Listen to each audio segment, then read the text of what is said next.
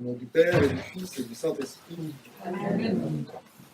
Donc, comme nous le constatons depuis que nous sommes entrés dans cette période de l'Avent, nous nous préparons à l'incarnation du Verbe, à la Sainte Nativité. Eh bien, il y a des thèmes qui sont omniprésents, qui sont récurrents dans les péricopes de l'Évangile que nous entendons, qui sont proclamés, et d'ailleurs auxquels font amplement écho les épîtres de l'apôtre Paul. Et ces thèmes principaux sont tout d'abord la considération, le questionnement sur la mort, sur la fin physique de notre vie et sur la possibilité d'accéder à la vie éternelle, d'une part, et d'autre part, ce thème étrangement qui revient et qui va revenir jusqu'au bout de ce temps de l'Avent, qui est celui des richesses, de la richesse, de l'accumulation des biens, de leur perte, de leur utilité et un peu de la nature de ces biens. Et là,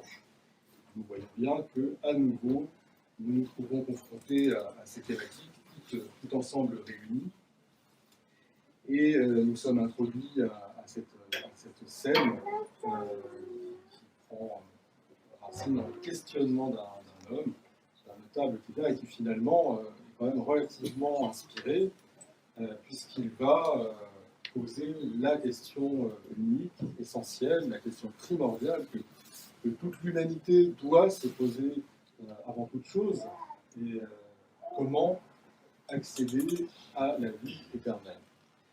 C'est Saint Jean Chrysostome qui disait que finalement la vie humaine n'a pour sens uniquement de se préparer à cette vie éternelle auprès de Dieu, et qu'il n'y a aucun autre sens possible à trouver à l'existence. Donc ce jeune homme, particulièrement inspiré de venir trouver le Christ, qui ignore qui il est, probablement le prend-il pour un sage, un thaumaturge, un lettré ou un prêtre, pas pour Dieu.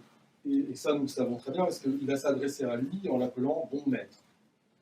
Et alors, probablement aussi par convenance, mais c'est très intéressant parce que le Christ va en profiter, parce qu'il enseigne à chaque respiration, à chaque mouvement, il nous enseigne, il nous initie à son enseignement, et il va vraiment, avec beaucoup d'humilité, continuer à voiler qui il est. Il a bien entendu ne pas révéler qu'il est lui-même Dieu fait chair, qu'il est lui-même ce Dieu qui est bon. Il va se poser comme juste un humain, et il va en profiter pour donner une leçon, montrer que seul Dieu unique est bon, lui seul envoie sa grâce sur les bons, sur les méchants, et aucun être humain ne peut être comparé, ne peut se comparer à Dieu. Et cette thématique est très intéressante parce qu'elle va continuer, c'est-à-dire qu'il va bien répondre à la question du jeune homme, il va répondre d'une manière qui peut-être pourrait nous sembler un peu banale, un peu convenue, puisque finalement, il va répondre classiquement en citant des commandements.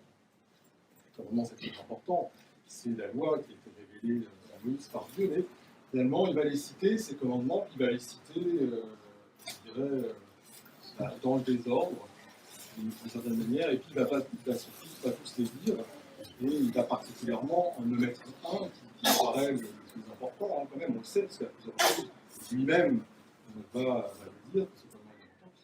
Il le fait à dessein, bien sûr. Alors, le commandement qu'il va énoncer, vous les avez entendus, je ne vais pas les répéter, mais on pourrait quand même, pour faire court et pour résumer un peu le mode d'emploi que le Christ va donner, eh bien, d'abord un certain nombre de choses à ne pas faire, importantes.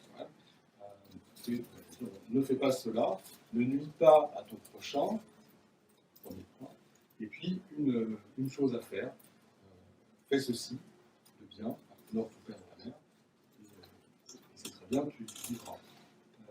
Alors, avant d'aller plus loin, c'est intéressant parce que justement, on est dans ces commandements, on les connaît, alors pourquoi le Christ les reprend? Finalement, on pourrait se dire aussi, parce que même ce grand commandement plus important qui va nous être révélé, bien sûr, nous le connaissons, tout cela, on les connaissait avant l'incarnation de Christ, l'Esprit Saint les avait révélés.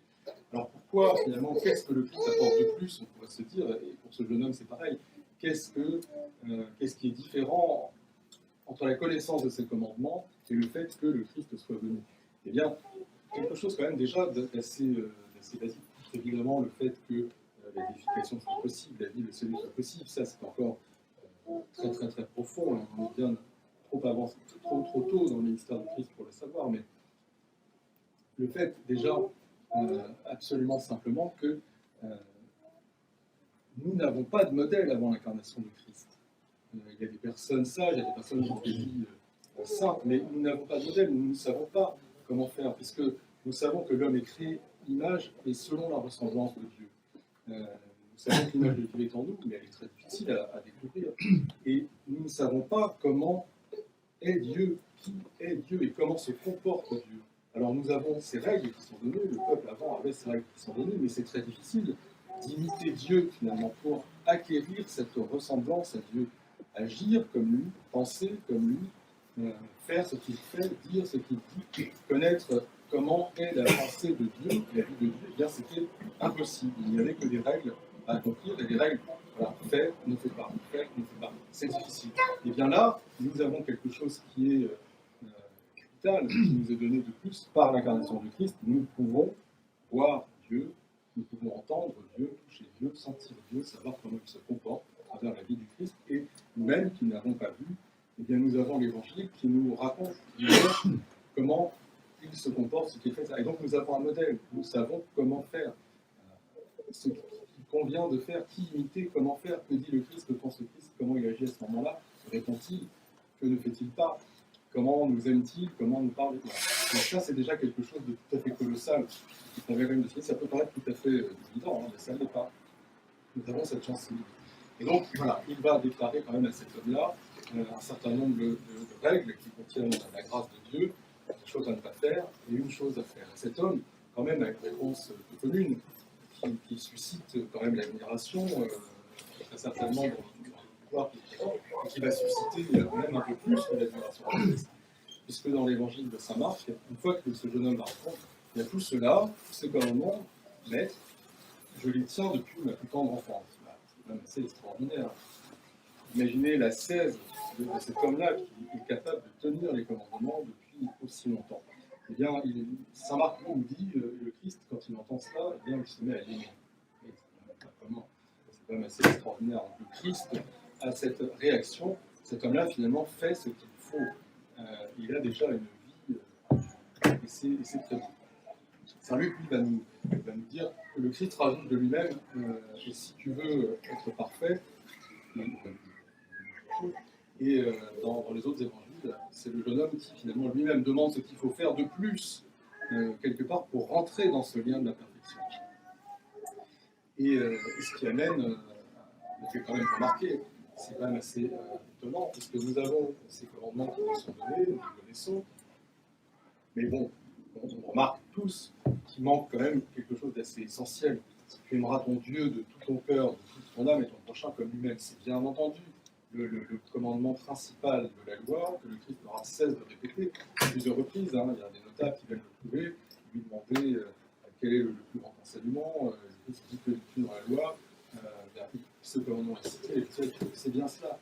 Vous voyez, il ne le dit pas, il omet ce commandement. Et on peut se demander pourquoi il omet ce commandement alors que c'était principalement la réponse à faire. Eh bien parce que nous rentrons une fois de plus dans cette extraordinaire pédagogie du Christ, pédagogie de Dieu. Justement, comme je le disais avant, plutôt que de dire, plutôt que d'énoncer à nouveau quelque chose qui est de l'ordre de comprendre quelque chose, eh bien il va initier cet homme et à travers lui, il va nous initier, nous, à la réalité, à la mise en œuvre, à la mise en énergie, en action de ce commandement. Et pour lui faire ressentir, pour lui faire éprouver, pour lui faire comprendre et ressentir, finalement, ce commandement-là, il ne l'a pas, il n'en est pas encore à ce stade, celui de cette perfection. Et il va lui dire, écoute, voilà ce que tu veux faire, tu vas vendre tout ce que tu as, ou me donner aux pauvres, et tu me suis. Là, c'est extraordinaire. Le jeune homme a la clé, il peut suivre le Christ, il sait comment faire, comment acquérir ces richesses célestes, cette grâce. Et vous avez bien entendu, la perte est Christ. On apprend que c'est parce qu'il a probablement de nombreuses richesses, on va y revenir, et il ne peut pas le faire. Et le Christ là-dessus conclut. Et les apôtres, un peu interloqués, c'est que eux, ils ont fait cela, ils ont tout laissé pour le Christ. Dire comment fait-on? C'est impossible, seul Dieu peut agir ainsi en l'homme. Donc, nous avons vu cela. Et bien finalement, quoi? Le jeune homme nous fournit cette démonstration par ce qu'il vit, il est en train de vivre, que finalement, il ne suit pas encore ce commandement d'aimer Dieu de tout son cœur et de toute son âme. Donc peut-être quelque part aussi, ce deuxième versant de son prochain. Pourquoi il ne le fait pas? Parce qu'il n'a pas placé Dieu au-dessus de tout le reste, au centre de sa vie. Il n'est pas assez avancé dans cet amour de Dieu pour lui sacrifier ses biens, ses richesses et sa vie et suivre Dieu. Il est dans cette souffrance parce que finalement, quelque part, ses richesses sont plus importantes que suivre le Christ. Il n'arrivera pas à suivre le Christ parce qu'il est trop attaché à ses richesses. Autrement dit, il n'est pas dans la capacité d'accomplir ce commandement d'aimer Dieu de tout son cœur, de toute son âme et de son prochain comme lui-même, c'est-à-dire de tout donner aussi au prochain dans le but de suivre Dieu intégralement. Donc, cet amour absolu de livrer toute sa vie pour Dieu, ce commandement suprême, que le Christ a caché et qu'il révèle à travers cette initiation que vit ce jeune homme, et nous à travers lui, et ben voilà, nous permet de comprendre cette quête. Alors, c'est très difficile, effectivement, la conclusion de la tête, il y a les choses, c'est impossible presque à l'homme de faire cela s'il n'est pas inspiré pour ça par l'Esprit Saint. Qui fait cela?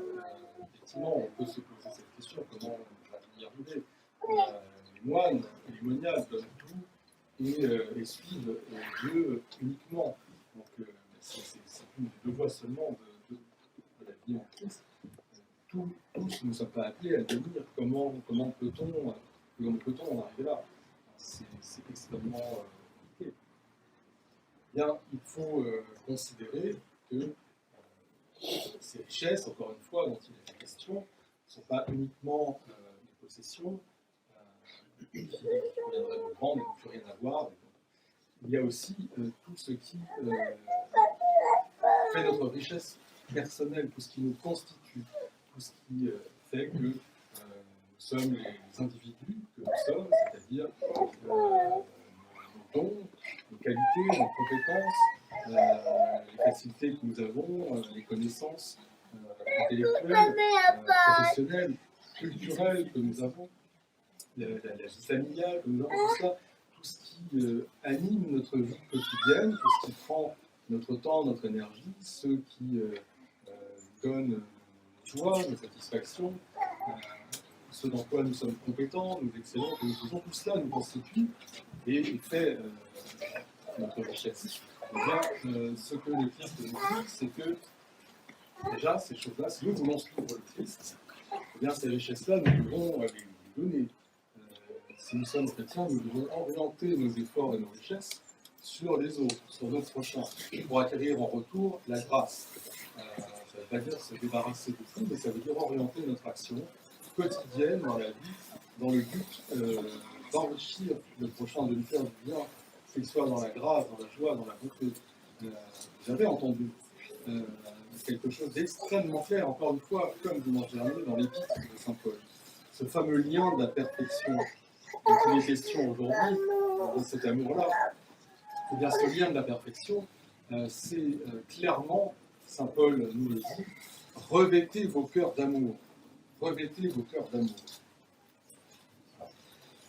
Et il explique comment se comporter en communauté. Soyez dans la tendresse, soyez dans le pardon, soyez dans la douceur, soyez dans l'humilité. Rendez grâce tous ensemble. Soutenez-vous mutuellement.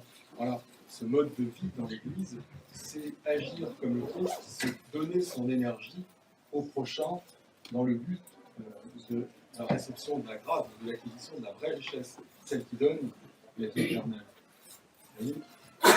Donc particulièrement, revêtir son cœur d'amour, autrement dit, accomplissez ce grand commandement central, celui qui nous est montré à travers cette scène-là.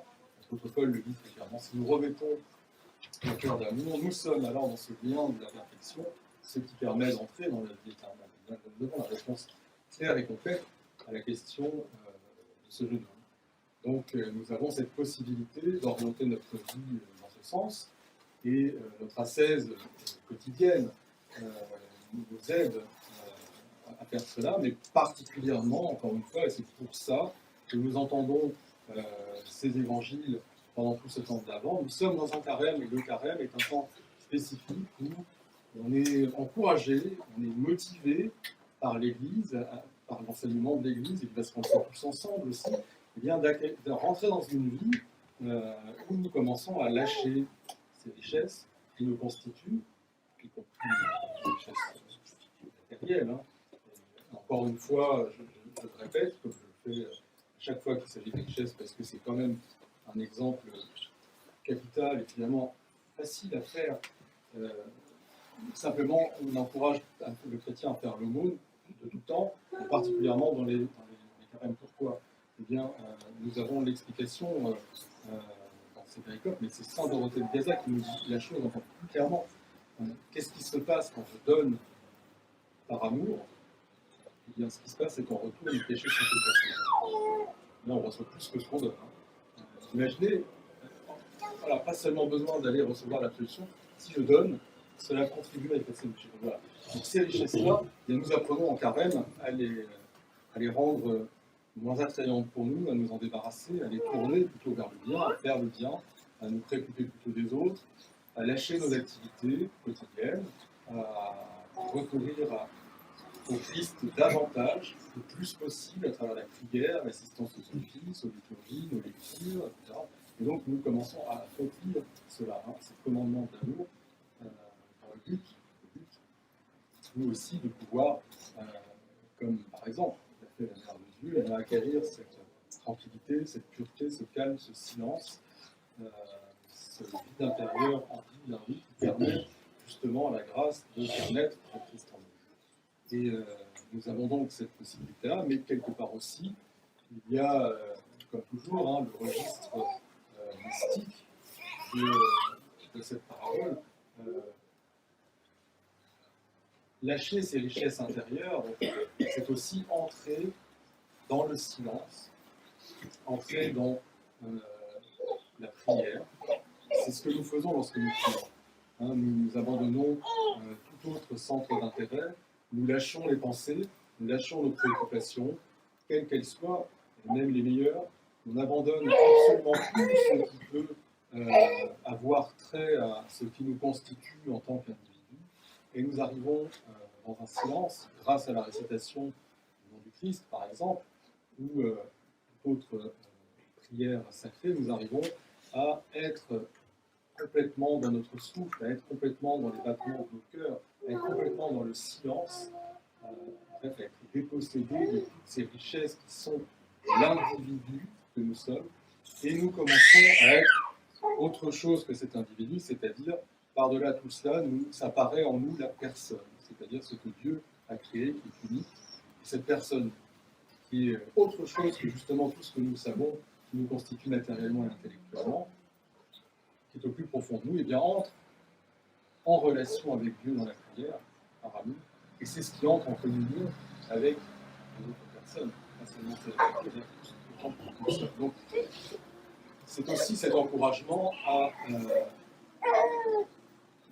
utiliser autrement ces richesses, nous en libérer pour faire apparaître la personne qui est en nous dans la communion avec Dieu par amour et avec notre prochain par amour. Autrement dit, nous commençons à nous initier, nous aussi, et peut-être aurons-nous la grâce que ce jeune homme n'a pas eue, à ce commandement de l'amour.